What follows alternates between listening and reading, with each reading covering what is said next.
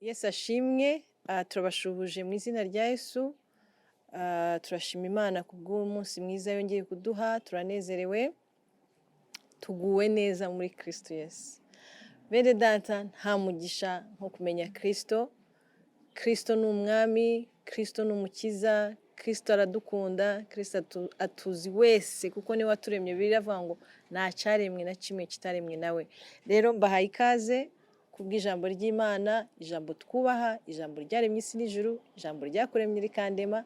Rero nejejwe no kubana namwe uyu munsi. So nitwa Dr. Doreen, ndi umunezero cyane kubana namwe, ndi umupasiteri, nkunda Kristo cyane, ariko mukunda kuko yabanje kunkunda, yarankunze, arampfira.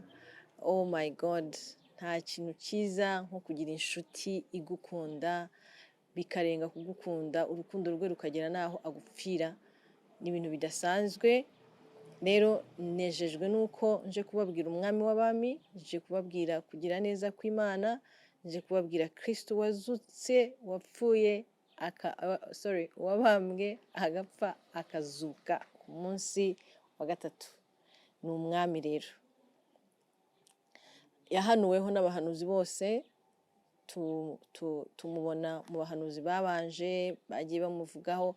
Actually ku bantu biga theology bivugwa ko ibitabo byose dufite muri Bibiliya uyu munsi ni ibitabo bagiye baselectinga ariko bakurikije ibitabo byavugaga ku mucunguzi. Yes, igitabo cyose cyavugaga ku mucunguzi ari we Kristo, nibyo bitabo twagiye tubona. Uhereye mu itangira ukagera mu byahishuwe, hose hagaragaza Kristo mu buryo bumwe cyangwa ubundi. Rero umwami w'abami turamukunda kandi turamwubaha. Jewe personally namenye Kristo ndi muto cyane. Ntabwo nari umubebe ariko nari muto, nari umutineja. Arankunda, turahura. Njya mbwira abantu ngo jewe iyo Kristo ataza kunyereka mu buryo buri wide, ntabwo byari koroha wenda ko mukurikira, ariko nshimira Imana ko ari Imana ivuga. Ndashaka kubabwira ko Imana ivuga. Imana yavuze ku buzima bwawe mbere y'ukubaho, n'uyu munsi iracyakuvugaho, n'uyu munsi uyihaye amahirwe kugira ngo ivugane nawe, ivugana nawe. Tugiye kuvuga ku gusenga ko kwiyiriza. Dufite gusenga bisanzwe, turasenga mwese murabizi. Sinzi igihe usengera bisanzwe, ariko buri muntu wese nzi ko asenga. Hari bamwe babyuka mu gitondo cya kare saa 9 z'ijoro, hari abasenga saa 8, hari abasenga saa 10, hari abasenga ku manywa bisanzwe. Ariko ndashaka kuvuga gusenga ko kwiyiriza. Gusenga ko kwiyiriza bitumarira iki? Ese ntiwasenga gusa ariko ntiwiyirize? Gusenga ko kwiyiriza rero ni ikintu kidasanzwe. Murabizi ko mu buzima bwacu bwa buri munsi habamo sacrifice. Kugira ngo ugere ku kintu bigusaba sacrifice. Maze kera ndi mutoya nari nzi ko ubuzima bworoshye, niko najyaga nibwira, niba ari kubera ko wenda wabaga ufite abagukurikirana, ababyeyi, abavandimwe, ukabona bakwitayeho, ukabona ko ubuzima bushobora kuba bworoshye. Ariko reka mbabwire, iyo umaze gukura umenya ko ubuzima butoroshye, ahubwo ubuzima ni sacrifice. Rero gusenga ko kwiyiriza ni sacrifice, ariko ni sacrifice idusaba iki? Cyangwa se iyo mvuga sacrifice ni ukuvuga ngo ni ubwitange bukomeye ariko ufite icyo ushaka. Rero mbabwiza ukuri, muri iyi si turimo ntihazagira umuntu kubeshya. Igihe cyose ushaka kugera ku kintu gikomeye biba bigusaba kwitanga. Hari ibintu wiyambura, hari ibintu ureka kugira ngo ugere ku bindi. Murabizi nk'abantu bamwe bakunda gushaka kunanuka, murabizi ko hari igihe mureka kurya ibintu bimwe na bimwe kugira ngo munanuke. Hari mujya gukora siporo, ibyo nibyo bita sacrifice, kwitanga kubera ikintu runaka ushaka. Urabizi abakundanye, abashakanye, hari igihe byagusabye ko uva mu kavuyo k'abantu benshi ukemera guconcentratinga ku muntu umwe, ukamwereka urukundo, ukamwitaho, ukamukurikirana kugira ngo nawe amenye koko ari special mu buzima bwawe. noneho iyo ni sacrifice kuva muri rusange ugaconcentrating kugeza igihe ushaka ukabana n'uwo muntu. Rero icyo nshaka kugerageza ni kubabwira ni sacrifice. Iyo ukora akazi ukora amasaha menshi, ukigomwa ibindi bishobora kuba bigushimisha, ukigomwa bashuti bawe bayatembereye, ukigomwa ibintu bimwe na bimwe kugira ngo ubone uko uzabona amafaranga. Siko bimeze? Rero gusenga ko kwiyiriza ni sacrifice, ariko ni sacrifice idufasha iki? Ndahera ku kintu ndaza gusoma ibyanditswe bikeya, ntabwo ari byinshi, ariko ndashaka kubereka gusenga ko kwiyiriza icyo bidufasha. Abantu benshi bajya gukunda kubibaza, ariko si kuki twiyiriza? Uko kuntu wisacrificinga wima umubiri ibiryo, ni ukuvuga ngo uba wahaye ubwenge bwawe, ibitekerezo byawe, ubuzima bwawe kugira ngo ushake Imana. Ntabwo kwiyiriza ari ukugira ngo ureke kurya gusa, urumva? Ahubwo uba wahaye ibitekerezo byawe kugira ngo biconcentrating ku kindi kintu. Ari iki rero? Ari cyo gusenga, ari cyo kwegera Imana no kubaza ngo Mana niki ushaka kongeraho. Rero gusenga ko kwiyiriza, ndaza kuvuga ibintu bimwe na bimwe tubonamo ikintu cyitwa humility. Humility ni uguca bugufi. Iyo wagiriwe ubuntu bwo kuba imbere y'Imana, ni ukuvuga first of all kuba wiyirije byonyine ubwabyo ni uguca bugufi. Ni ukuvuga ngo iki kintu ndacyitandukanyije kugira ngo mbone ikindi. Rero ubugize gute? Uhuriramo n'ikintu cyitwa humility, guca bugufi no guca bugufi imbere y'Imana. Iyo yaciye bugufi imbere y'Imana, Imana irakwishimira. Njya nibuka umugabo witwa Yona. Yona yari umuhanuzi. Ngo Imana iza kumutuma i Ninewe. Murabizi mwese ukuntu byagenze, kubera ko atashakaga kujyayo aca i Tarushishi, ariko dushimira Imana ko Yona yagize akubaha Imana, ngo aragenda abwira i Ninewe ko Imana ishaka kuharimbura. Bibiliya iratubwira ngo umwami abwira abantu bose ko bagomba kwiyiriza iminsi 3 bakambara ibigunira kugira ngo Imana ibagirire neza. Bakoze ikintu cyitwa humility, baciye bugufi.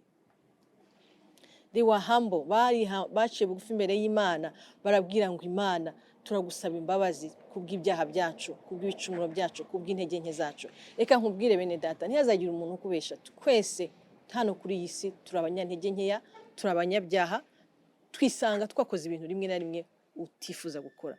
Nturavuga ijambo ribi ukaribwira mugenzi wawe ukishuza nyuma icyatumye rimubwira. Izo ni intege nkeya za muntu. Rero guca bugufi imbere y'Imana ni ukugira ngo uyereke ko ariyo ishobora byose. Ukayibwira ngo Mana nje imbere yawe, ciye bugufi n'umutima wanjye wose, nkuko i Ninewe baciye bugufi n'umwami agaca bugufi akambara ibigunira. Ibyo bigaragaza ko Imana wayiciriye bugufi, ukayereka ko ishobora byose kandi ariyo ufitiye icyizere. Iyo uciye bugufi rero hazamo ibintu bitandukanye. Imana ikubabarira ibyaha byawe, ntabwo wabasha kwibabarira ibyaha. Murabizi ko Kristo ari waje kugira ngo yikorere ibyaha byacu. Imana itubabarira intege nke zacu, ikatwegera, kuko iyo uciye bugufi Imana irakwegera, igatangira kudiringa n'ibyo urimo guhura nabyo. Buriya mu buzima busanzwe tugira icyo bita physical desires, ibintu bisanzwe umubiri wacu wifuza. Reka mbabwire, buriya kenshi ujya ubona abantu barakara, ujya ubona abantu bajya gukora ibyaha, kwiba, gusambana, gukora iki. Biriya ni intege nkeya z'umubiri. Iyo usenga ukagira n'igihe ukiyiriza, uba urimo kunaniza imbaraga z'umubiri, ahubwo urimo guha imbaraga z'ibitekerezo, imbaraga za emotion zawe n'iza spiritual life yawe iba nziza, emotions zawe zikora neza. Ntabwo utekereza ibintu bidafite umumaro, ahubwo uba winjiye muri presence y'Imana ugatangira gutekereza ibintu bifite umumaro. Ikindi Bibiliya iratubwira ngo kwiyiriza, Yesu niwe wabivuze. Yesu niwe wabivuze muri Matayo 24, Matayo 26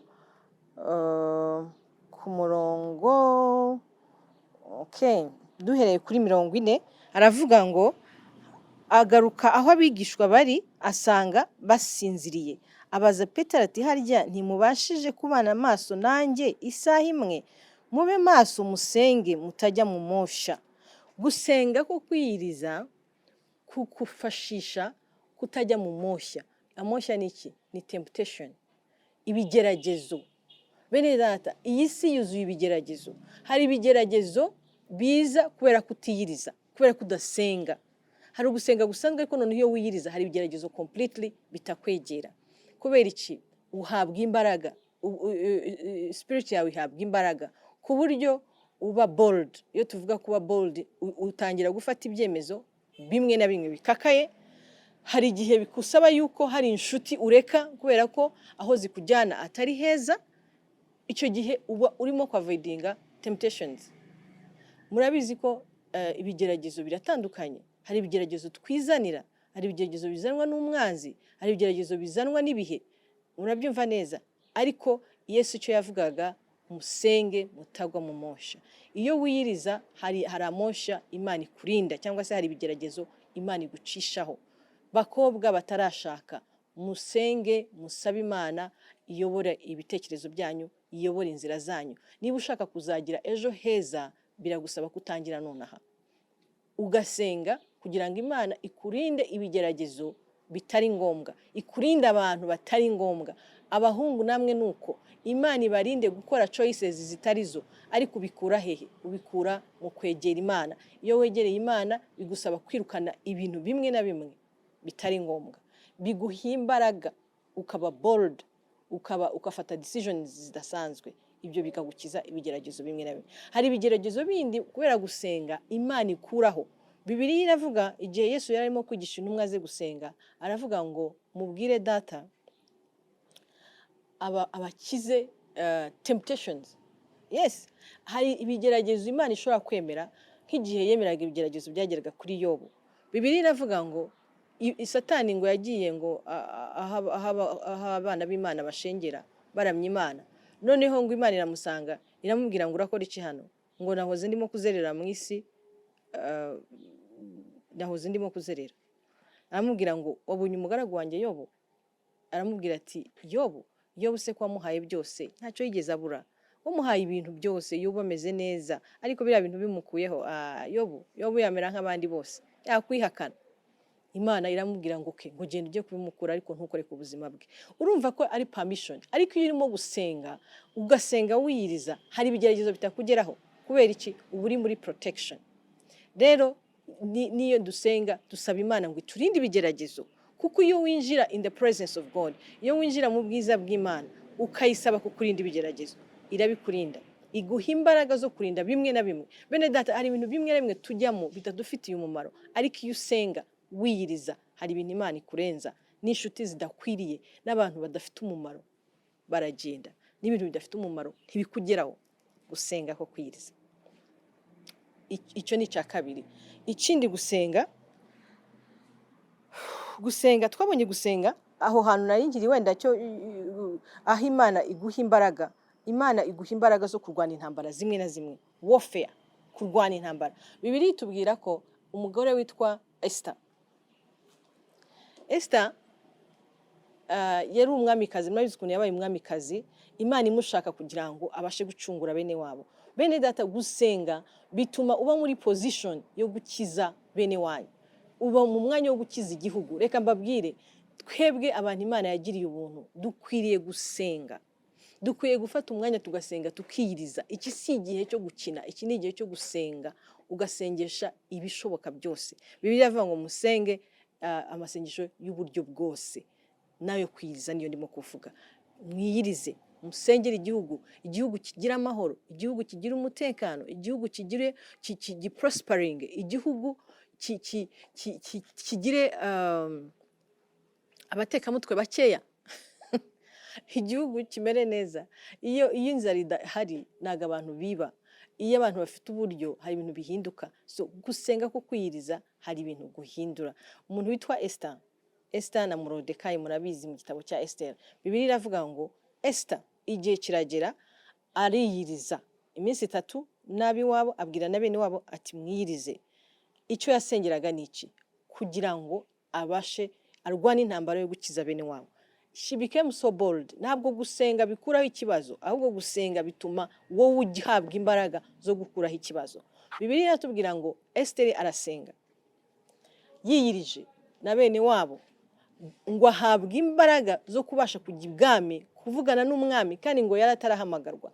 Icyo gihe hari amategeko y'abaperesi. Abaperesi bagiraga amategeko akomeye cyane ku buryo n'umwami wamaraga gusinya itegeko ntiyashoboraga kurihindura.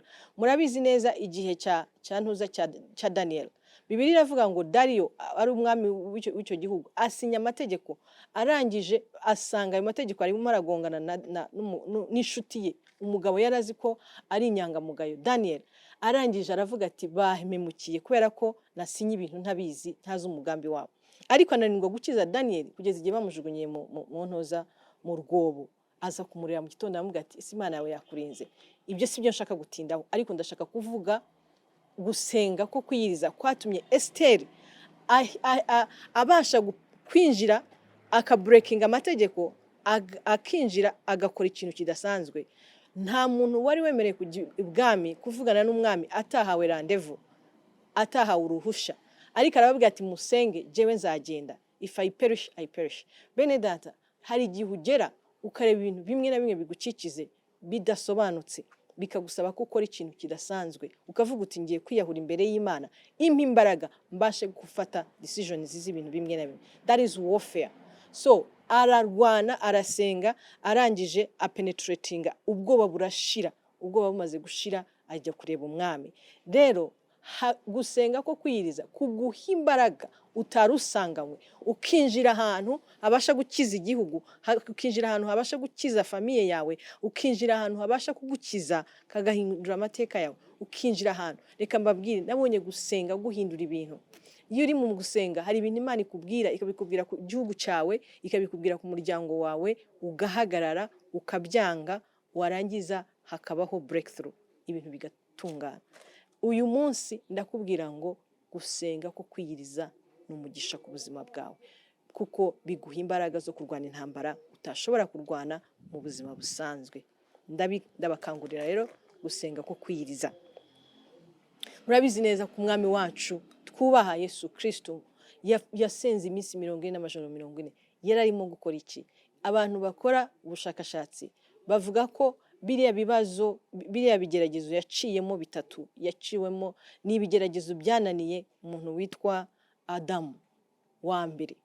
Yagombaga gutsinda ikigeragezo cy'ibiryo, yagombaga gutsinda ikigeragezo cya power, yagombaga gutsinda ikigeragezo cy'icyubahiro.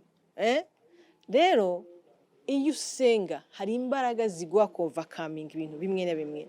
Iyo igihe yabwirwaga ngo uhindure intuza amabuye imitsima, yari afite ubushobozi bwabyo, ariko that was not the right time. Bibiliya iravuga ngo asubiza umwanzi, aramubwira ngo ntabwo umuntu abeshwaho n'umutsima gusa, ahubwo abeshwaho n'ijambo. Ijambo rituruka mu Mana. Ni ukuvuga ngo iyo uhabwa ijambo ribasha guhindura ubuzima bwawe, nta kindi kintu kindi cyabasha kugushobora. Kubera iki? Yesu hari ibyo yahamagariwe gukora. Natwe iyo dusenga twiyiriza gukora icyo twahamagariwe gukora, uva mu kavuyo k'abandi bantu bose, uva mu bintu bimenyerewe ukinjira mu bitamenyerewe. Rero ndashaka kukubwira ngo senga, wiyirize. Abarimo gusenga muri iyi minsi, bene data turi mu masengesho hamwe, ndabankarejinga gusenga guhindura amateka. Kwahinduye amateka y'umwami wacu, Bibiliya iravuga ngo ahabwa ibyo bigeragezo uko ari bitatu byose arabitsinda. Rero mu fighting intambara nziza yo gusenga mwiyiriza, muhabwe imbaraga zo kunesha ibigeragezo. Hari ibintu byinshi navuga, ariko reka ibyo ngibyo ari byo mutwara, kubera ko twabonye gusenga ari ibintu bikomeye bihindura amateka y'abantu benshi. Gusenga guhindura amateka y'ibintu byinshi. So nababwiye guca bugufi, nababwiye ko bifasha gutsinda ibigeragezo. Ikindi bigufasha protection, kwirinda. kwirinda ibintu bishobora kukwatakinga mu buryo bwo mu mwuka, mu buryo bw'amarangamutima, kuko umutima wawe urakomera, ibitekerezo byawe bikajya ku murongo, ukabona uko urwana intambara nziza. Rero ikindi nshaka kubabwira gikomeye, iyo usenga, iyo wiyiriza, uba wabonye umwanya wo kuvugana n'Imana. Ndashaka mwese kubakangurira kuvugana n'Imana. Nta muntu Imana itavugana nayo yagiye mu mwanya wo kuvugana n'Imana. Hari abantu mwifuza kuvugana n'Imana mukoresheje ibyiyumviro byanyu cyangwa ibyo bita senses. Ntabwo Imana ijya ikorera muri senses. Imana ikorera muri spiritual realm. Aho ngaho uba warenze sense ya hearing, ya vision, ya taste, ya smell. Imana ibintu byayo biri ahantu handi, aho tuvuga ngo ni muri no sense, aho sense zidakora. Hari uba warenze ibyiyumviro bisanzwe, ukinjira mu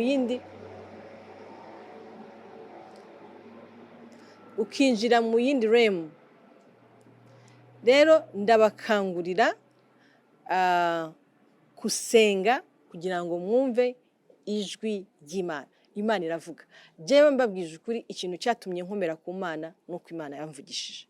Njya mbwira abantu ukuntu Imana yansanze, aho yambwiraga ngo ntukajye ubeshya, aho yambwiraga ejo hanjye hazaza, ikambwira ibyo nzakora, uko ubuzima bwanjye buzagenda. Ibyo byamaye imbaraga. Havuga burya Imana iravuga, ibintu byinshi Imana yambwiye yagiye ibisohoza.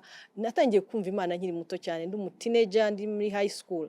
Imana ikajya ivugana nanjye. Uyu munsi iyo nibutse ibyo bintu numva binshubijemo imbaraga. Recently hari umudamu w'inshuti yanjye twiganye, yarampamagaye arambwira ati ntabwo ushobora kumva ibintu Imana yakubwiye twigana muri high school ko yabishohoje. Ndavuga what?